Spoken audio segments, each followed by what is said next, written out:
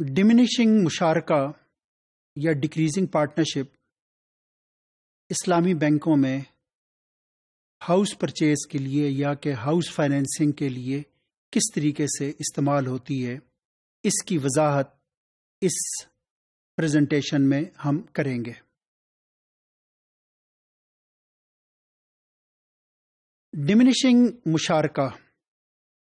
یہ house financing کا ایک ایفیکٹو ٹول ہے، یعنی وہ افراد کے جنہیں مکان کی ضرورت ہے، وہ بے گھر ہیں، وہ اسلامی بینک کے پاس آتے ہیں اور وہ بینک سے فائنینسنگ تھرو ڈمینشنگ مشارکہ لیتے ہیں۔ اس کی صورت یہ ہے کہ پہلے مرحلے پہ اسلامی بینک اور کلائنٹ کسٹمر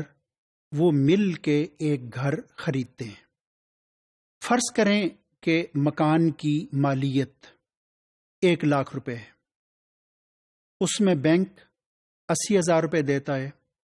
اور کلائنٹ کسٹمر 20,000 روپے دیتا ہے، اور اس طریقے سے یہ مکان ایک جوائنٹ پراپرٹی یا کہ کو اونرشپ ان دونوں پارٹنرز کی، بینک کی اور کلائنٹ کی، بن جاتی ہے۔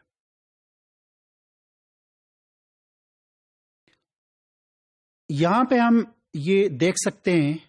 کہ اگر اس مکان کی جو اونرشپ ہے اس کو یونٹس میں تقسیم کیا جائے یا کہ یونٹس کی شکل میں اسے جو دیکھا جائے، تو ہم یہ دیکھتے ہیں کہ بینک 8 یونٹس کا مالک ہے اور کلائنٹ اور کسٹمر 2 یونٹس کا مالک ہے۔ اگر ہم یہ کہیں کہ ہر یونٹ کی جو ویلیو ہے وہ 10,000 روپے ہے، تو اس طریقے سے یہ 20 اور 80 کے تناسب سے دونوں کے درمیان یہ کو اونرشپ بنتی ہے۔ کلائنٹ کسٹمر جو کہ جسے گھر چاہیے، وہ بینک کو ایک پرومس دیتا ہے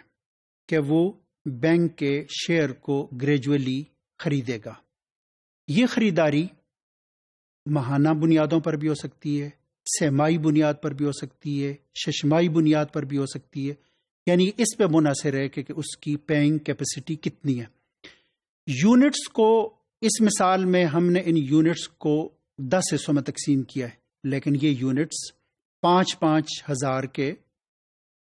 20 بھی ہو سکتے ہیں، یہ 40 بھی ہو سکتے ہیں، 1-1 ہزار کے بھی یہ ہو سکتے ہیں، یعنی یہ اس پہ منحصر ہے کہ آپ اسے کتنے یونٹس بناتے ہیں اور جو کلائنٹ ہے وہ کتنے یونٹس وہ خرید سکتا ہے۔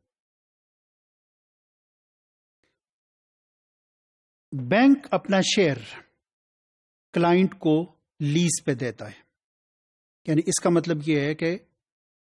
بینک اسے یہ کہہ رہا ہوتا ہے کہ میں اپنے 8 یونٹ اس مکان کے میں تمہیں لیز کر رہا ہوں، اور 8 یونٹ کا جتنا کرایہ بنتا ہے وہ تم مجھے دو گے۔ ہم یہ تصور کرتے ہیں کہ یہ جو رینٹ ہے ماہانہ اس مکان کا وہ 1,000 روپے ہے، یعنی یہی مکان اگر باہر مارکیٹ میں رینٹ پہ دیا ہوتا تو بینک اور اس کلائنٹ کو 1,000 روپے ملتے۔ تو اب اس رینٹ میں بینک کا حصہ 800 روپے ہے اور کلائنٹ کا حصہ 200 روپے، یعنی اس کا مطلب ہے کہ بینک کنسرنڈ ہے صرف اپنے حصے سے کہ وہ 800 روپے اس کلائنٹ سے لے گا۔ 1 ماہ کے بعد یا 3 ماہ کے بعد جیسے بھی ان کے درمیان معاہدہ ہو، کلائنٹ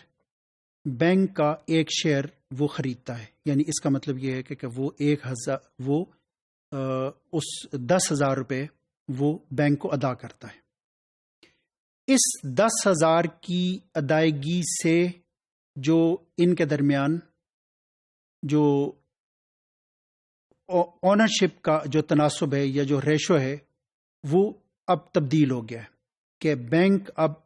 7 یونٹس کا مالک ہے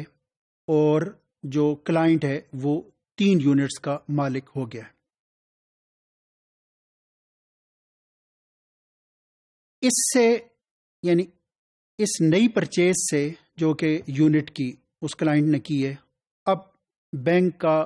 جو شیئر ہے رینٹ میں وہ ڈکریز ہو گیا، یعنی اس کا مطلب ہے کہ پہلے ماہ وہ 800 روپے کرایہ لے رہا تھا، لیکن اب اس کے بعد اب اس کے کرائے میں جو اس کا حق ہے یا رائٹ ہے وہ 700 روپے ہو گیا۔ اگلے ماہ اس نے ایک اور یونٹ خریدا، اب بینک کا جو شیئر ہے وہ اس میں 60,000 کا ہے اور اس کا جو شیئر ہے وہ 40,000 کا ہے، یعنی اس کا مطلب یہ ہے کہ رینٹ میں بینک کا شیئر 700 سے 600 روپے ہو گیا ہے اور اس کا جو شیئر ہے وہ بڑھ گیا ہے۔ اسی طریقے سے گریجولی جیسے جیسے کلائنٹ کسٹمر بینک کا شیئر خریدتا ہے ویسے ہی بینک کا جو شیئر ہے رینٹ میں وہ کم ہوتا جاتا ہے، یعنی اگلے ماہ ممکن ہے 500 ہو جائے، اس کے بعد 400 300۔ جس وقت کلائنٹ سارے جتنے یونٹس ہیں وہ خرید لیتا ہے تو اس کے بعد کلائنٹ اس مکان کا سول اونر ہو جاتا ہے اور یہ پارٹنرشپ اختتام کو پہنچتی ہے۔